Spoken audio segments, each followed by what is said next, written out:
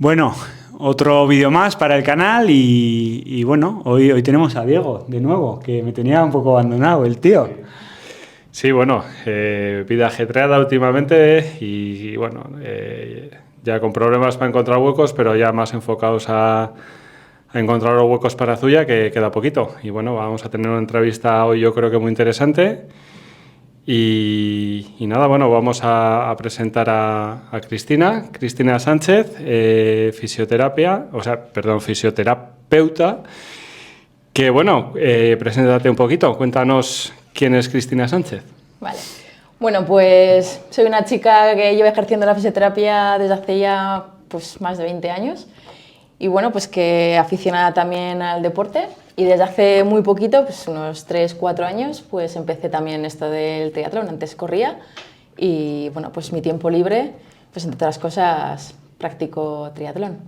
Entonces, bueno, pues siempre he tratado de estar muy vinculada al deporte, pues a nivel un poco profesional, en la consulta y demás, y luego pues practicándolo, ¿no? Entonces es un campo que me apasiona, por así decirlo.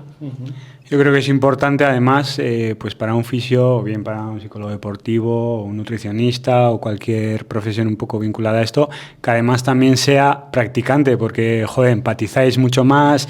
Si te cuento que no, es que me he roto haciendo series a 3:30, pues sabes de lo que te estoy hablando.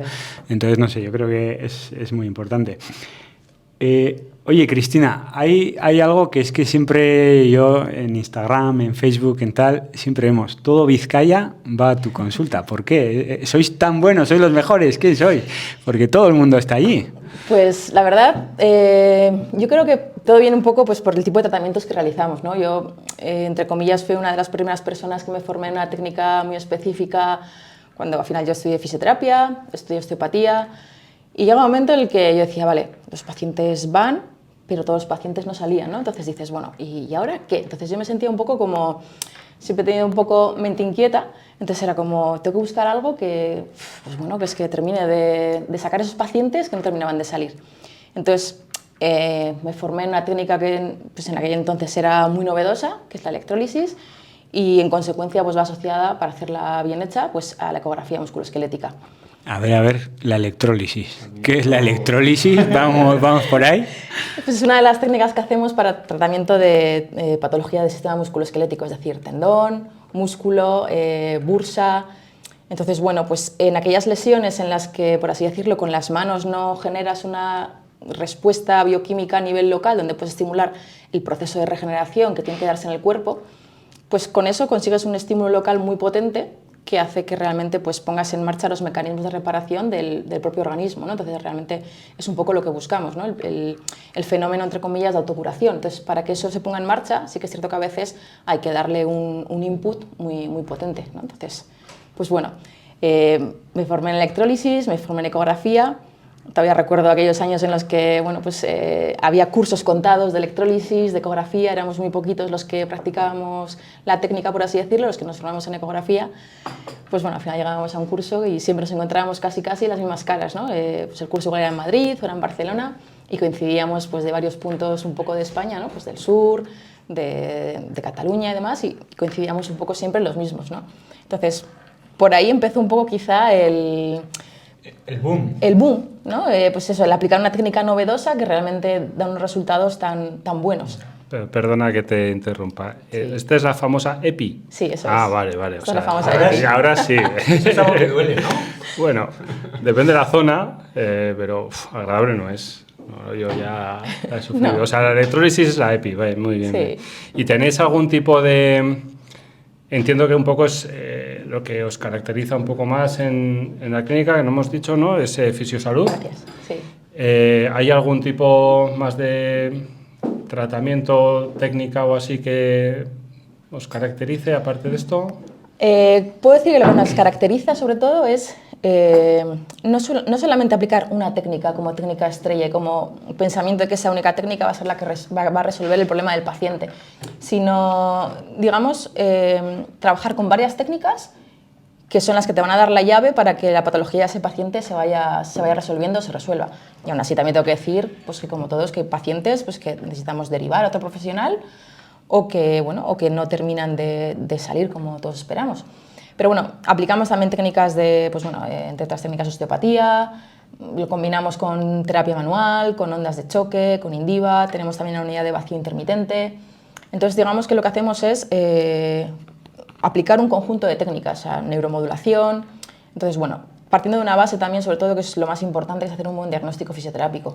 Porque muchas veces el paciente te viene y, bueno, pues se ha metido en Doctor Google, él cree que tiene esto. Todos nos metemos en Doctor Google. Eso es, Doctor Google, has hablado con el compañero, te ha dicho que puede ser esto.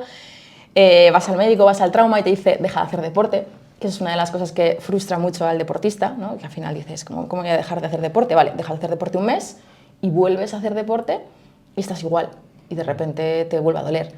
Entonces, bueno, la base está siempre en hacer un buen diagnóstico y a partir de ahí aplicar las técnicas que mejor le van a ir al paciente. Entonces, bueno, pues, trabajamos con un abanico de técnicas amplio, por así decirlo. Eso es algo que se solía hacer mucho antes, ¿no? Y que ahora, por suerte, pues está cambiando a todo el mundo, yo creo, la mentalidad, la de dejar de hacer deporte, ¿no? Cualquier lesión, cualquier cosa, para. Volvías y volvías peor. Claro. Vamos. Sin embargo, ahora, joder, se ve que ya pues poco a poco se va introduciendo y ya no se inmoviliza como antes, ¿no?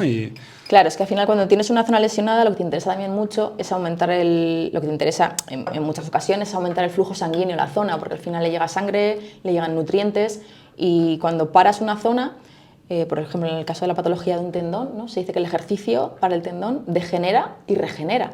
Entonces claro, tienes que llegar al punto de equilibrio para que eso se produzca, porque si realmente lo paras, incluso a veces si lo inmovilizas, estás aumentando la isquemia en el tejido. Entonces, si hay isquemia, no hay haz algo, pero sin pasarte, ¿no? Eso es, esa es la clave. Entonces, lo de parar a un deportista... Pello, haz algo, pero sin pasarte. Eso es. Lo de parar a un deportista es algo con lo que yo no, si no es estrictamente necesario, no comulgo. Incluso cuando hay una lesión muscular, pues a partir de las primeras horas, ejercicios que no generen dolor. Si pueden ser contracciones isométricas, pues contracciones isométricas. O sea, siempre tratar de mantener el metabolismo activo. Entonces, si no puedes correr, vale, pues igual puedes correr por el agua en la piscina. Entonces, bueno, pues tratar de buscar de no parar al deportista. Yeah. Bueno, este es uno de los enfoques que igual, como has dicho antes, ¿no? Lo importante, o sea, aparte de que hay una base científica de esto, ¿no? El que estos profesionales también sean deportistas, pues por lo que has dicho un poco de la frustración también, ¿no? Joder, que luego te genera una ansiedad que te hace luego entrenar a un nivel que tampoco era el que estabas preparado y al final es peor, ¿no? Pero bueno, y centrándonos ya en Zuya, porque nos quedan 3 semanas, si no recuerdo mal, está aquí ya, o sea... Me estás metiendo presión para dejar el vídeo ya, bueno, vamos a suponer que no estamos lesionados, ¿no?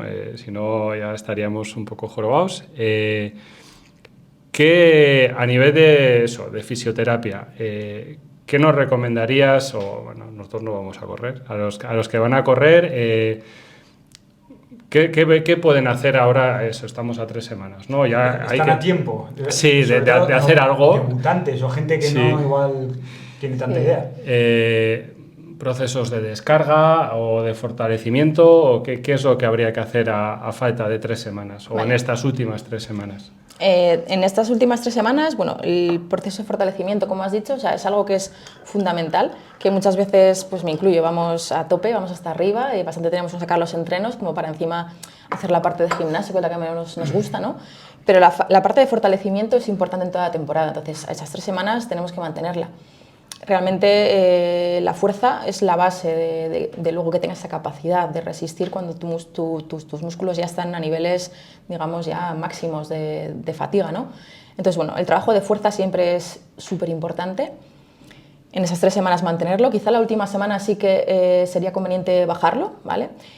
A nivel de trabajo de masaje, descarga y demás, pues durante toda la temporada, en función de los picos de entrenamiento y demás, sí que es recomendable al menos una vez al mes pasar por el fisio.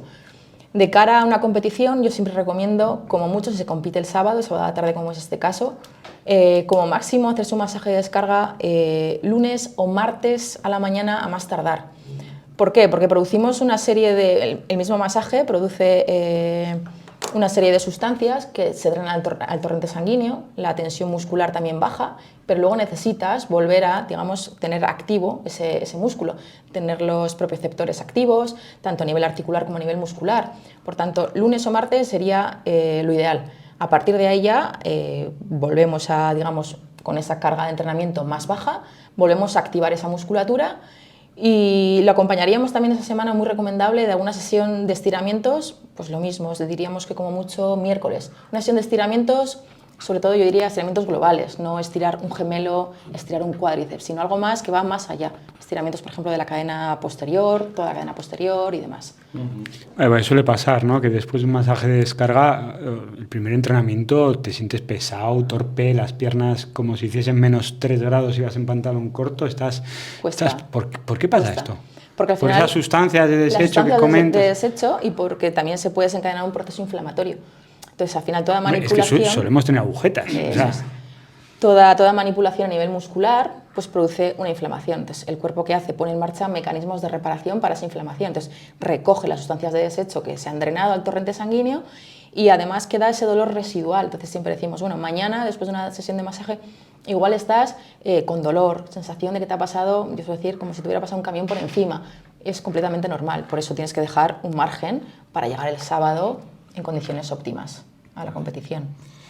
Bueno, y como suelo hacer habitualmente, y ha tratado 2 puntos que suelen ser de controversia en los grupos de WhatsApp y Telegram, etcétera, has dicho 2 cosas que hay siempre discusión, ¿no? Que es la fuerza, sí. Fuerza en gimnasio, entiendo, con peso propio, con máquinas o lo que sea, y los estiramientos. Los que estamos ya más cerca del V2 que del V1,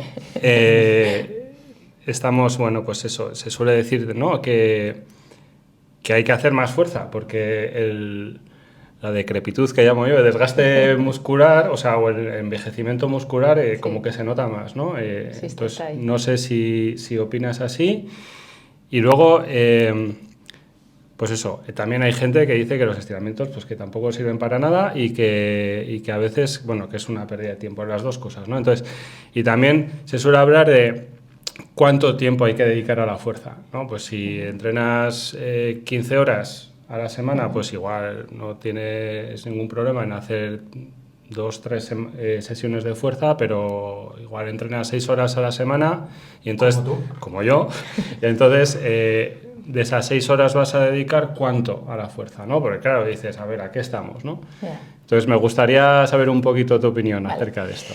Bueno, el trabajo de fuerza es muy importante, no solamente para rendir luego en competición, sino como prevención para las lesiones, ¿vale? O sea, tenemos que tener en cuenta que muchas veces cuando viene el deportista a la consulta, mi pregunta es, ¿practicas deporte? Sí, hago triatlón o soy corredor, y digo, vale, y aparte de entrenar las 3 disciplinas que tiene el triatlón, trabajo de fuerza haces. Entonces, claro, aquí es cuando muchas veces ya la gente mira para abajo y no sabe muy bien dónde meterse. Bueno, a veces sí. La fuerza es fundamental a la hora de prevenir lesiones, sobre todo miembro inferior, fundamental. Trabajo todo lo que es de glúteo medio y estabilización a nivel de core es súper importante. Entonces, patología en rodilla, por ejemplo, va muy asociada o puede ir muy relacionada con problemas de glúteo medio débil o glúteo medio que no se activa correctamente. Cintilla, tanto a nivel de la rodilla como inserción a nivel de la cadera. Lo mismo, patología de glúteo medio y poca estabilización a nivel del core, que es lo que más vemos, por así decirlo. A nivel de la planta del pie, fasciosis plantar, a nivel de problema, por ejemplo, del tibial posterior. Bueno, nos ocurre un poco lo mismo, porque una musculatura débil va a hacer que en el momento en el que yo impacto en la carrera a pie, mi forma de apoyar el pie, mi forma de apoyar la rodilla, del eje de carga de la rodilla, va a variar. Entonces va a empezar a activarse grupos musculares que no deberían porque otros están inactivos. Entonces es importante tener una buena activación y saber trabajarlos siempre. O sea, es muy importante para poder correr a 3:30 tener una musculatura que te permita mantener una zancada correcta durante X kilómetros. Entonces, bueno, el trabajo de fuerza, pues para una persona, por ejemplo, que entrena unas 15 horas a la semana, 2 sesiones semanales estaría más que bien. O sea, yo considero que es lo que se considera que, que a nivel de trabajo muscular bien aprovechadas puede estar muy bien. Y una persona pues, que entrena 6 horas, pues quizá podemos decirle que con 50 minutos a la semana podría ser un poco suficiente, ¿vale? Ayer, y a nivel, sí, iba a decir los estiramientos. Volviendo a la fuerza, luego hablamos de los estiramientos. Ayer estuve con lo tiene todo el chico, es triatleta élite, es CAFID, es fisioterapeuta, es de todo, Ander García Rendo. Sí. Y me comentaba que ha empezado a meter serio a la fuerza este año con encoder y que nota una barbaridad eso, el tema de los ritmos. Dice, sí. Bueno, es un tío que corre, pues, sus series de 1000 son muy por debajo de 3 o bien por debajo de 3. Entonces dice que el ritmo que antes aguantaba 5 minutos en series, que ahora lo llega a aguantar 10 minutos.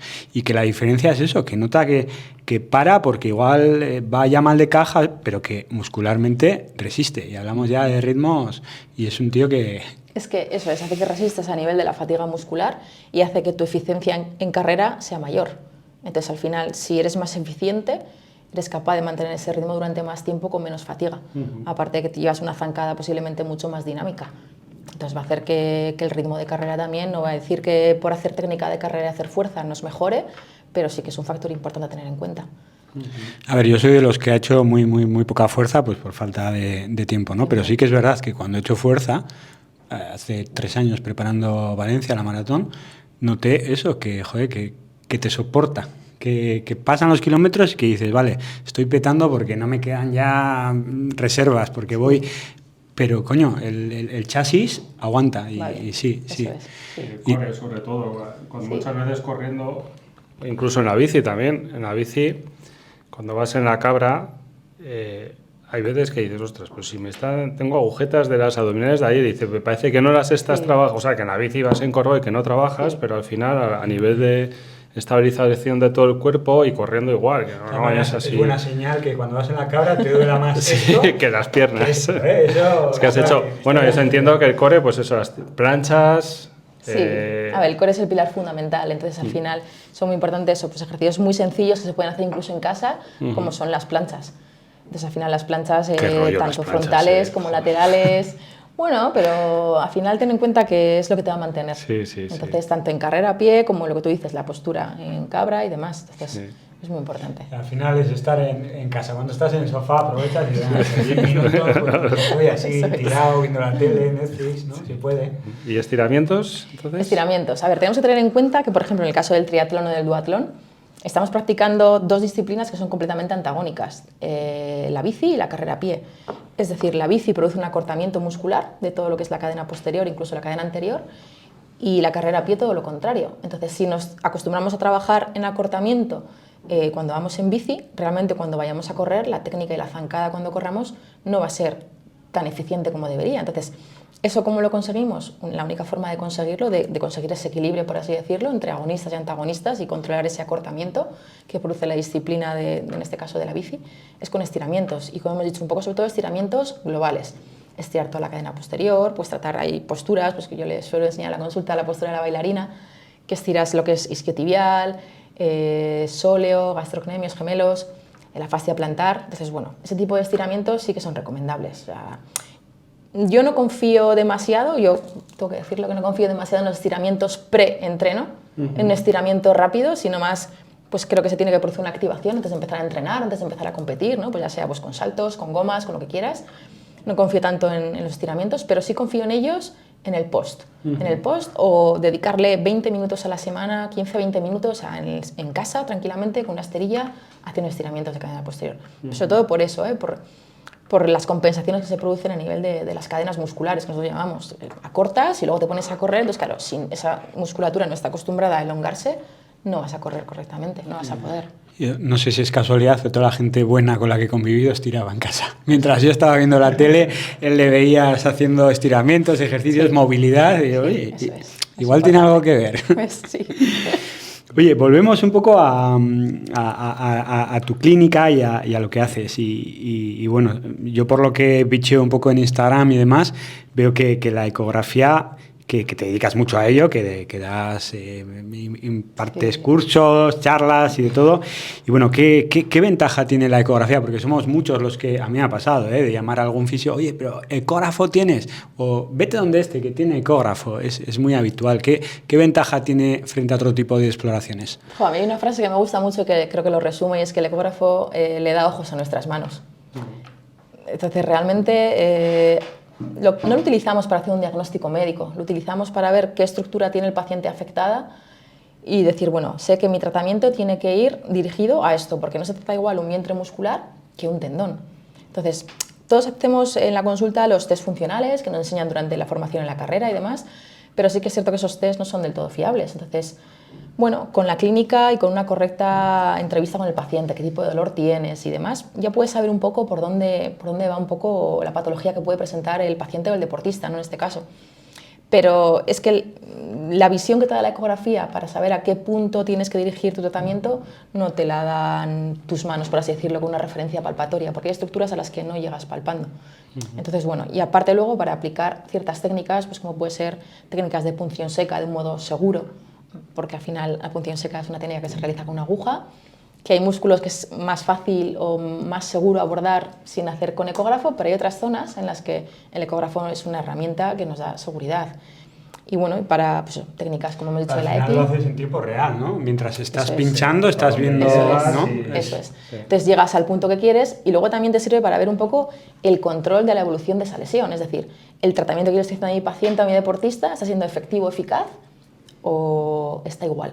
Si el paciente viene a consulta y dice, es que estoy igual, pues ves lo que está pasando. A ver, ¿ha habido cambios? ¿No ha habido cambios en la estructura? ¿Qué está pasando aquí? Entonces, bueno, pues al final creo que hoy en día pues, es una herramienta muy potente para los fisios y bueno, yo para mí la he hecho imprescindible en la consulta. Sí, bueno, ya nos has contado antes un poquito, la pregunta la tenía Dani preparada por su fobia a las agujas. Entonces, bueno, pero ya que has mencionado también la punción seca, bueno, pues eso, aparte de que haya una corriente eléctrica o no, o sea, ¿cuándo se usa punción seca y cuándo se usa EPI? Y ¿cómo podemos quitarle el miedo a que saber que nos van a meter en algunos casos, bueno, yo no sé los centímetros, que a mí en la espalda me han llegado a meter, bueno, ni lo sé, vamos. ¿Cómo nos vendes esos tratamientos? Bueno, a ver, lo primero que tenemos que tener en cuenta es que cuando el fisio hace una técnica, ya sea de punción seca o ya sea electrólisis, en este caso EPI, pues una aguja siempre genera respeto, ¿no? O sea, al final al paciente, eso es, miedo. A nadie nos gusta que nos pinchen con una aguja, ¿no? Que además sabemos que es normalmente doloroso, ya la inserción de la aguja nos genera esa...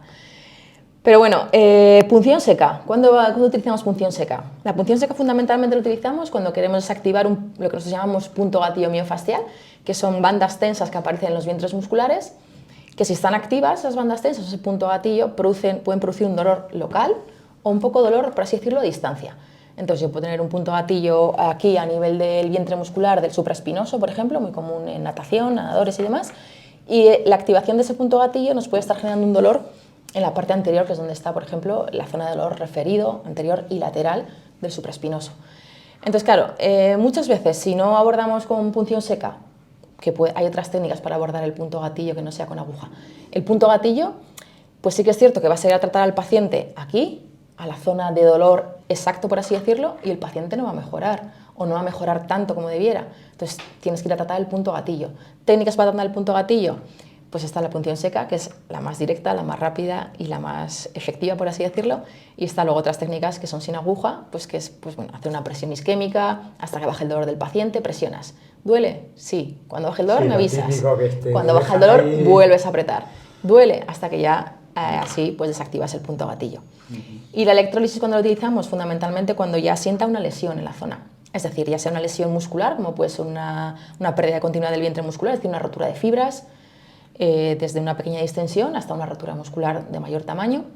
Cuando tenemos patología, por ejemplo, a nivel de tendón, ya sea una tendinosis, tenosinovitis, patología a nivel de las bursas, entonces realmente... Perdona, Cristina, sí. Una duda que tengo yo y no sé si tendrá la gente. La punción seca no da ningún tipo de descarga, ¿no? Es simplemente... No. Y la EPI sí, ¿verdad? Bueno, ¿es la diferencia o...? Bueno, la punción seca también ahora mismo la solemos utilizar con un estimulador que da una corriente... ¡Hala! Por si acaso, venga. ¡Hala! Para que no te quedes dormido. Pero sí que es cierto que podemos decir que deja menos dolor postpunción y es más tolerada. Cuando haces una punción seca, tú metes la aguja... No dolor. Tú metes la aguja, entonces al meter la aguja se produce un espasmo. El espasmo es una contracción muscular inesperada. Entonces, claro, tú lo que haces es, si lo haces sin corriente, meter y sacar constantemente la aguja. Entonces, bueno, es un poco más traumático. Y además, ¿qué pasa? Que el paciente le vienen las contracciones sin ritmo. ¿Vale? Entonces, cada vez que tú entras y sales, pues bueno, le viene una contracción muscular y dice, ¿se me mueve solo? Sí. Y cuando la estimulas con corriente, una vez que está colocada la aguja, es algo mucho más rítmico y más tolerable. No sientes ese espasmo tan brusco y tan potente. Entonces, ¿Es más tolerable con corriente? Sí. Y deja menos dolor postpunción. Bien, bien, bien. Porque después de la punción seca sí que es cierto que aparece un dolor residual de la zona. El músculo, la sensación que tienes es como, no tiene fuerza, se ha quedado raro, me ha quedado dolorido. Es lo que te refiere el deportista o el paciente. A ver, seguro que muchos se sienten identificados, identificadas. Me acuerdo el año pasado, pues para alguna cosilla, oye, ¿qué prefieres, agujas o estaremos más tiempo, más sesiones, pero con magnetoterapia? Fue como, magnetoterapia. O sea, no. Pero bueno, miedo, no sé, soy un quejica de las agujas. Bueno, a ver, es que una cosa es miedo y otra cosa son estos pacientes o deportistas que vienen a la consulta que te dicen que cuando le sacan sangre se marean. Entonces, en esos casos es imposible, o sea, directamente se descarta el tema de la aguja. Una cosa es miedo, entonces, bueno, tratas de más o menos entretener al paciente. Y además que también el paciente tiene que verte que tú sabes lo que le vas a hacer y explicarle en todo momento qué le vas a hacer y por qué. Es decir, yo te explico esto, lo vamos a hacer ecoguiado, con total seguridad. Entonces, bueno, pues al final, cuando tú ves que la persona en la que tú confías te lo está explicando y te dice que es un poco lo mejor que te va a venir en ese momento, pues yo creo que a veces merece la pena un poco pasar por 3 minutos como mucho de sufrimiento. Unos sudores fríos. Sí, bueno, hay zonas y zonas también. Eso es cierto. Me acuerdo, un gemelo, al principio no dolía, pero luego te ponías de pie. Te pones a andar y es lo peor. O sea, no llegaba a casa. Digo, esto no me ha salido bien. El dolor postpunción que decimos, eso es. Bueno, y entonces, centrándonos ya un poco más en duatletas, triatletas, en la consulta tenéis identificadas algunas, vamos a decir, lesiones más propias de nuestro deporte. O sea, hay algo como un patrón de lesión más común. La cabeza. Estamos tratando de hacer este deporte. Entre otras cosas. No sé, pues isquios, psoas o no sé. ¿Tenéis algo visto? Y luego, otra que tengo yo en la cabeza desde hace tiempo es si después de la aparición de las zapatillas con placa de fibra de carbono, si habéis visto algún tipo de lesión diferente que antes no aparecía tanto. Vale. Tenemos más identificadas en relación a la primera pregunta. Sobre todo hay mucha lesión de miembro inferior, mucho pie, y luego a nivel de pie fascitis plantar, Aquiles, mucha patología de Aquiles. De Aquiles pues, hay 2 puntos de lesión, una es justo en la inserción con el hueso, a nivel del calcáneo, y otra más en el cuerpo. Entonces, mucha patología eso, a ese nivel, a nivel tendón de Aquiles, a nivel de fascia plantar. ¿Y lo achacas un poco a las inestabilidades que tienen estas zapatillas, más que a la placa propiamente dicha, ¿no? Sí, y también es cierto que esas zapatillas, van muy bien, pero hay que ser conscientes de qué peso tiene cada uno y qué amortiguación tiene y en qué momento se utilizan. Es decir, es una zapatilla que para entrenos, por ejemplo, de series va bien, para rodajes largos pues puede ir bien también, pero no puede ser una zapatilla de uso continuado si soy una persona que soy corpulento, tengo una masa muscular potente y demás. Porque al final tengo que tener pues haciendo referencia un poco también a lo de antes, una técnica de carrera, entre comillas, depurada. Al final, cuanto más rápido corremos, la zancada, la forma de impactar en el suelo es más eficiente.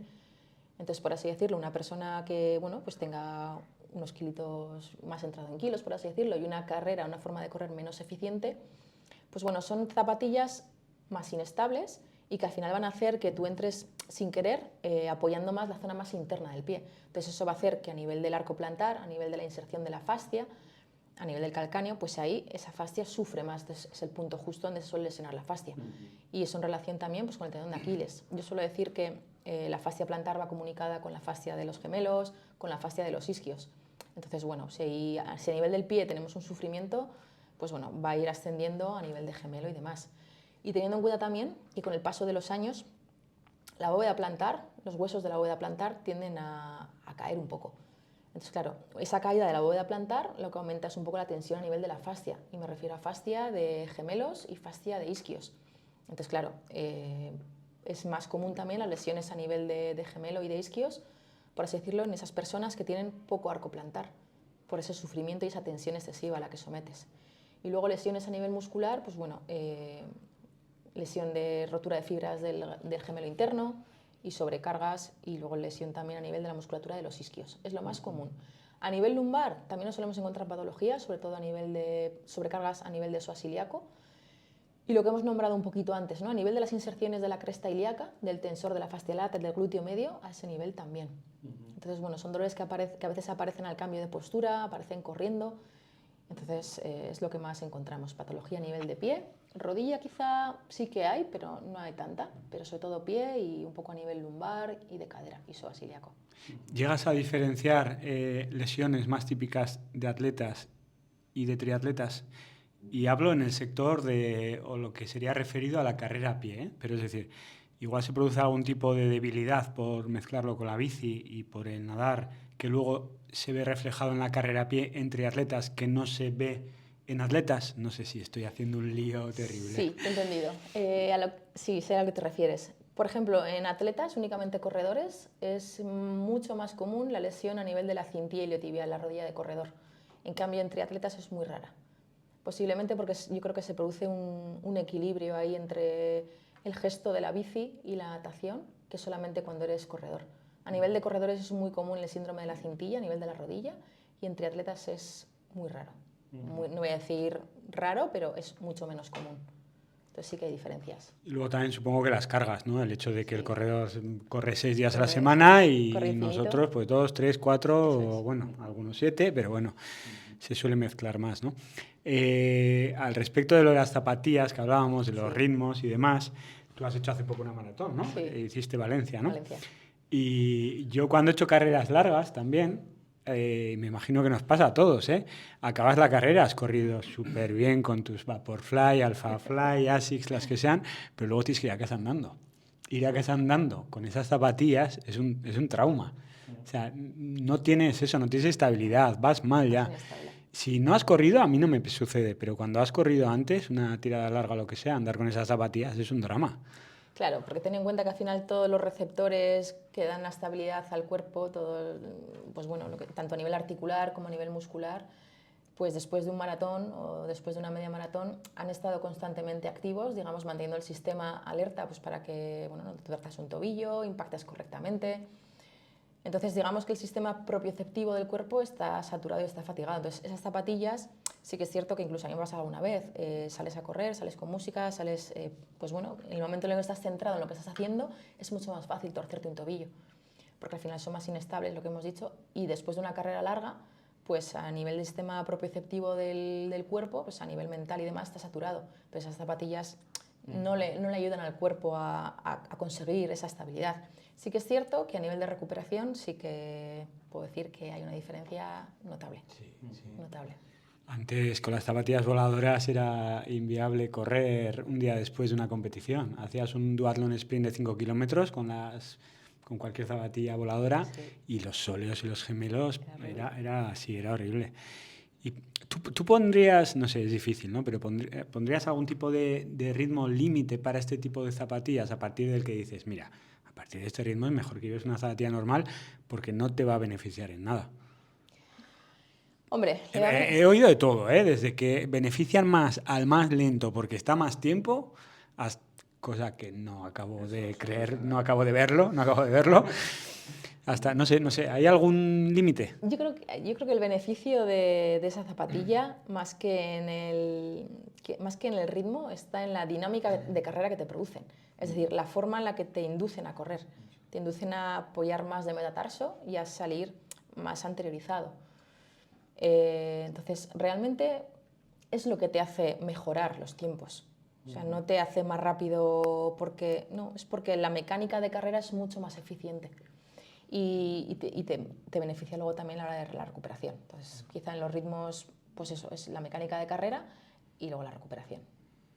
Que yo noto mucho también que al impulsar más de metatarso también, o sea, si no llevas tu tronco hacia adelante, se te queda hacia atrás. Y ahí es donde otra vez tener el core ahí bien activado para poder llevarlo en el sitio. Bueno, pues la última por mi parte, cambiando de tema, pero como has dicho lo de psoas ilíaco, que es una de mis lesiones favoritas. Otra de las modas bueno, esto lleva mucho tiempo en triatlón, lo que pasa es que el ciclismo es más nuevo, en el ciclismo van siempre por detrás de estas cosas. Las bielas cortas, ¿cómo lo ves? Sobre todo en triatlón cabra, que se va con una postura más recogida? ¿Crees que hay una liberación de presión en el psoas? ¿Es una cosa que puede merecer la pena dependiendo igual de del histórico de lesiones que tiene cada uno? ¿Vale para todo el mundo, para distintas estaturas? ¿Cómo lo ves? A ver, en principio las bielas cortas producen una mejora en la postura. Entonces, realmente, a ver, una persona que sea muy alta, pues igual con una de 165, bien. Pero sí que es cierto que la tendencia es a poner bielas más cortas. Eres más eficiente y a nivel muscular, la fuerza muscular que desarrollas es la misma y no produces no llevas al vientre muscular al límite. Entonces, es una postura más recogida, entonces un músculo, por así decirlo, siempre trabaja mucho más cómodo con cierto acortamiento. Si a un músculo le pides una contracción potente desde una posición de estiramiento o una posición más sobreestirada, no va a ser tan cómodo para él. Entonces, la biela corta a día de hoy sí que... Buena inversión hemos hecho. Sí. Bien. El otro día hablábamos con Yago de que no era una moda, de que realmente realmente es que es por algo. Sí. Y si lo lleva Pogačar, por algo es. Oye, Sí, Vingegaard ahora de 150. 150. 150. Pero te quiere decir que en el triatlón esto lleva mucho tiempo y ahora en el ciclismo, en estas cosas siempre van por detrás. Sí, pero al final es lo que es más mediático el ciclismo, Sí, a pesar de que en triatlón claro, se venía haciendo, exacto. pero en cuanto lo Como usa la costa Vingegaard o Pogačar o quien sea, Y ahora pues no hay stock en las tiendas y... Eso es. eso es.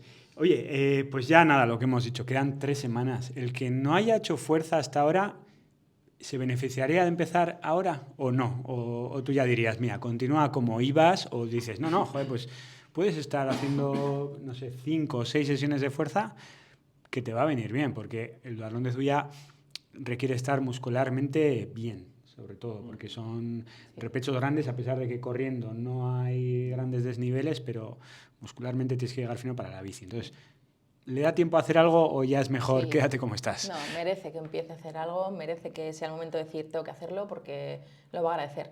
Es importante que no tenga grandes agujetas en las sesiones de fuerza que meta, ¿vale? Para que no interfieran con el resto de entrenamientos.